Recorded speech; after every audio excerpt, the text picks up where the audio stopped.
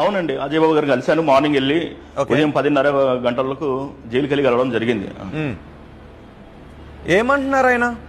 అయితే ఇక్కడ అజయ్ బాబు నాకు చెప్పే విషయం, అజయ్ బాబు ఏం చెప్తున్నారంటే, అన్న నాకు జైల్లో నాకు రక్షణ లేదు, ఖైదీలు తిడుతున్నారు, చెడ్డ మాటలు కొట్టడానికి వస్తున్నారు, ప్లస్ అక్కడ ఉన్న ఆఫీసర్లు నన్ను చెడ్డుగా, నిన్ను పాస్టర్ నన్ను చూడకుండా చెడ్డగా సంభవిస్తూ నన్ను ప్రతి ఆఫీసర్ నన్ను తిడుతున్నారన్న, నన్ను తొందరగా తీసుకెళ్ళానని ప్రాధేయపడుతున్నాడు.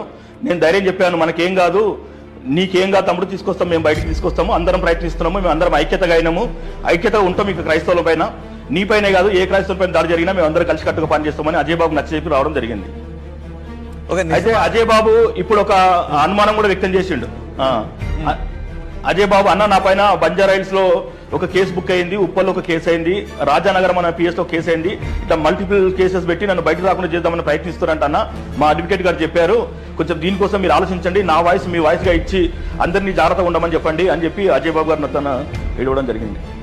ఓకే, అంటే నిజానికి ఇప్పుడు ఎవరైనా కూడా, ఏ మతస్థులైనా కూడా కొన్ని సందర్భాల్లో సంయమనం పాటించాలి. కానీ ఆ సంయమనాన్ని పాటించకుండా దాని చుట్టూ కొన్ని రాజకీయ పరమైనటువంటి ఆరోపణలు, సమాజంలో కొంత అశాంతిని క్రియేట్ చేయడానికి అవకాశం ఉన్నటువంటి మాటలు ఎందుకు మాట్లాడుతున్నారు? ఇప్పుడు అజయ్ మాట్లాడింది కూడా కొన్ని అనుమానాలను వ్యక్తం చేశారు. జమిలి ఎన్నికలు వస్తున్నాయి కాబట్టి దానిలో కుట్రలో భాగంగా ఇలా చేస్తున్నారు అంటూ ఒక పార్టీకి, లేదంటే ఇంకొక మతానికి, లేదంటే ఇంకొక వర్గానికి, ఇలా ఇవన్నీ అనుమానాలు కదా. అనుమానాలు బయట నిజమని అనుకొని అవి అశాంతిని క్రియేట్ చేసేటటువంటి వాక్యాలుగా, పరిణామాలుగా సంభవించే అవకాశం ఉన్నప్పుడు కొంత సంయమనం పాటించాలి కదా. అలా ఎందుకు ఉండట్లేదు ఎవరు కూడా? అంటే సమయం పాటించే శక్తి మాలో నశించిపోయిందండి. మా మీ ఎన్ని దాడులు జరిగినా మేము శాంతియుతంగా ఉన్నాము. ఎంతమంది మనం తిట్టినా, సోషల్ మీడియాలో కూర్చొని ఫోన్లు చేసి తిట్టినా, బెదిరించినా, మా పైన ఎఫ్ఐఆర్లు అవుతున్నా మేము అందరం శాంతిగా ఉండాలి, సమాధానంగా ఉండాలి అనుకున్నాము.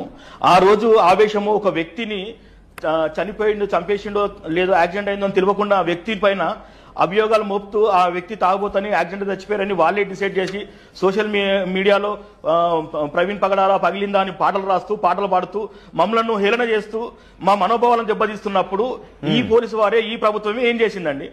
మేము ఆ బాధలో అనిండొచ్చు.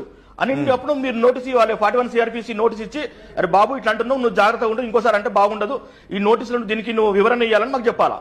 ఇప్పుడు అన్ని మాటలు అన్న వాళ్ళని ఇంట్లో ఫ్రీగా ఉన్నారు. ఈ రోజు కూడా మేము మాట్లాడిన మాటలకు ఇంకో వీడియో పెడతారు వాళ్ళు. అదే మేము మాట్లాడితే తీసుకెళ్లి లోపల వేస్తారు. ఇది ఎక్కడ న్యాయం అండి?